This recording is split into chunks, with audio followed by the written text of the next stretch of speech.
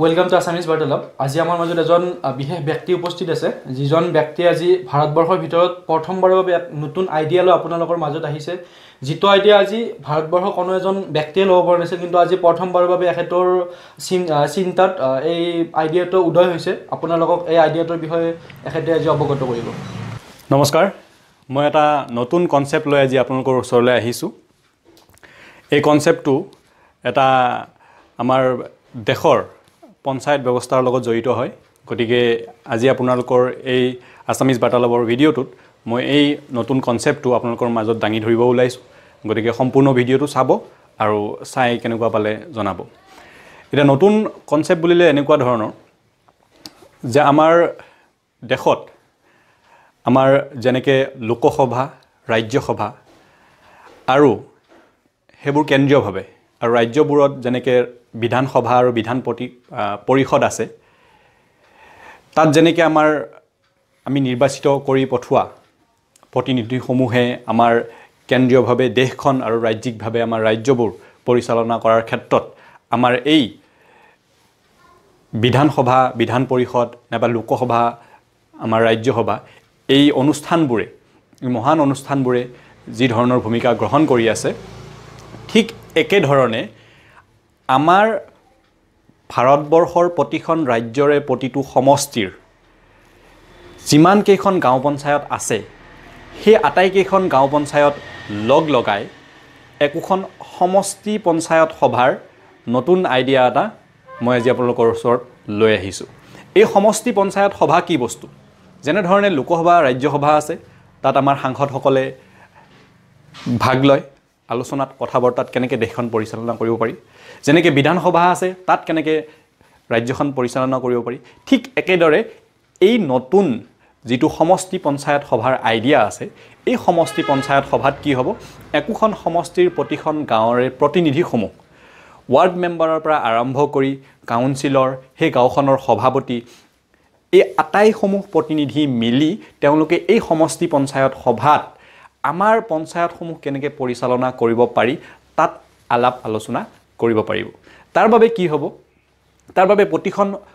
প্ৰতিটো সমষ্টিতে একোখনকৈ সমষ্টি পঞ্চায়ত সভাৰ বাবে একোটা গৃহৰ প্ৰয়োজন হ'ব। যেনেকৈ লোকসভাৰ কাৰণে সংসদ ভৱন আছে, বিধানসভাৰ কাৰণে আমাৰ ৰাজ্যবোৰত আছে, তেনেকুৱা ধৰণৰ সমষ্টি পঞ্চায়ত সভাৰ কাৰণে একোটাকৈ ভৱনৰ প্ৰয়োজন হ'ব, য'ত নেকি প্ৰতিখন গাঁৱৰে প্ৰতিনিধিসকলে গৈ তাত ভাগ ল'ব। তেওঁলোকৰ সমস্যাবোৰ, তেওঁলোকৰ ৱাৰ্ড মেম্বাৰজনে তেওঁলোকৰ নিজৰ ৱাৰ্ডৰ কথা ক'ব, গাঁও পঞ্চায়তৰ সভাপতিজনে তেওঁৰ নিজৰ গাঁৱৰ সমস্যাবোৰ কথা ক'ব, নাইবা গাঁৱৰ যিবিলাক উন্নয়নৰ পৰিকল্পনা আছে সেইবোৰ কেনেকৈ আগুৱাই নিব পাৰি, সেইবোৰ কাৰ্যত কেনেকৈ পৰিণত কৰিব পাৰি, এইবোৰৰ বিষয়ে আলোচনা তেওঁলোকে তাত কৰিব। এতিয়া ইয়াৰ ফলত লাভ কি হ'ব? ইয়াৰ ফলত প্ৰথম কথাটো হ'ল যে এই তিনিওটা পৰ্যায়ত, কেন্দ্ৰীয় পৰ্যায়ত আছে, ৰাজ্যিক পৰ্যায়ত আছে, সমষ্টি পৰ্যায়তো যদি আমাৰ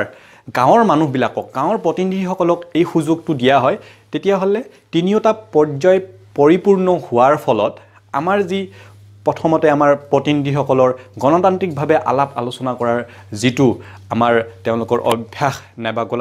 এইটো যিটো কাৰ্য, সেইটো তেওঁলোকৰ আত্মবিশ্বাস বৃদ্ধি পাব। এইখন গাঁৱে আন এখন গাঁৱৰ সমস্যাবোৰৰ বিষয়ে জানিব পাৰিব, সেইবোৰৰ সমাধানৰ বিষয়ে জানিব পাৰিব। ফলত সেই গোটেই সমষ্টিটোৰ গাঁও পঞ্চায়তৰ প্ৰতিনিধিসকলৰ মাজত এটা সুসমন্বয় গঢ়ি উঠিব, যাৰ ফলত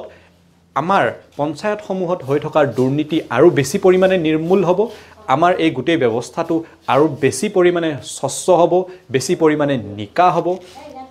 আমি বিগত সময়ছোৱাত দেখিছোঁ যে আমাৰ বহুত নিউজ চেনেলত আমি দেখিছোঁ যে আমাৰ প্ৰতিনিধিসকলে ৰাজ্যপালৰ নামে ক'ব নোৱাৰে নাইবা কিবা এটাই ক'ব নোৱাৰে। ইয়াৰ ফলত কি হ'ব, এই যেতিয়া সমষ্টি পঞ্চায়ত সভা হ'ব, তেতিয়া এই আগন্তুক সময়ত প্ৰতিনিধিসকলৰো মনত এটা বস্তু খেলি থাকিব যে তাত ক'ব লাগিব, আমাৰ সমষ্টি পঞ্চায়ত সভাত আমাৰ যেতিয়া আৰম্ভ হ'ব, তেতিয়া আমি তাত ক'ব লাগিব, আমাৰ সমস্যাবোৰ আগবাঢ়ি আমি সেইবোৰ দাঙি ধৰিব লাগিব। গতিকে আমাৰ বেছিতকৈ বেছি শিক্ষিত মানুহবিলাক, জানা মানুহবিলাক আৰু প্ৰতিভাসম্পন্ন মানুহবিলাক আগুৱাই আহিব। এই ক্ষেত্ৰত আমি দেখিবলৈ পাওঁ যে আমাৰ গাঁও অঞ্চলৰ যিবিলাক প্ৰতিনিধি আছে, তেওঁলোকক আমি ৰাজ্যসভা, লোকসভা নাইবা বিধানসভাত তেনেকৈ যোৱাটো তাত দেখিবলৈ নাপাওঁ। এই যিটো ব্যৱস্থা সমষ্টি পঞ্চায়ত সভা এই ব্যৱস্থাটো অহাৰ ফলত কি হ'ব যেতিয়া কেন্দ্ৰীয়ভাৱে ৰাজ্যিকভাৱে আৰু গাঁওসমূহক মিলাই সমষ্টি ভিত্তিত এই ব্যৱস্থাটো পৰিপূৰ্ণ হ'ব শৃংখলাবদ্ধ হ'ব তেতিয়া আমি হয়তো আৰু 10 বছৰ নাইবা 15 বছৰ পাছত আমি আমাৰ গাঁও অঞ্চলৰ প্ৰতিনিধিসকলকো সেই স্থানবিলাকত বিধানসভা ৰাজ্যসভা লোকসভাত দেখিবলৈ পাম গতিকে থুলমূলকৈ আপোনালোকৰ ওচৰলৈ এইটোৱে আইডিয়া আগবঢ়াইছোঁ যে যেনেকৈ লোকসভা আছে ৰাজ্যসভা আছে বিধানসভা আছে ঠিক তেনেদৰে গাঁও পঞ্চায়তসমূহক মিলাই একোটা সমষ্টি ভিত্তিত একোখন সমষ্টি পঞ্চায়ত সভা হ'ব লাগে হয়তো এইটো সময়ত মই যিবিলাক কথা কৈ আছোঁ তাতকৈ বহুত বেছি সুফল তাতকৈ বেছি ভৱিষ্যতে তাতকৈ বহুত বেছি ভাল ফলাফল আমি এই সমষ্টি পঞ্চায়ত সভাসমূহ হোৱাৰ ফলত পাম গতিকে এই ক্ষেত্ৰত আমি বিশেষকৈ আগবাঢ়িছোঁ ইতিমধ্যে আমি ৰাজ্যপাল নাইবা মুখ্যমন্ত্ৰীকে ধৰি আমাৰ বিধানসভাৰ অধ্যক্ষ সকলোকে এই ক্ষেত্ৰত কথাবোৰ জনোৱা হৈছে এতিয়া বিশেষকৈ আমাৰ কাম কি হ'ব এই যে আমি গাঁও লেভেলতো আমাৰ এখন সমষ্টি পঞ্চায়ত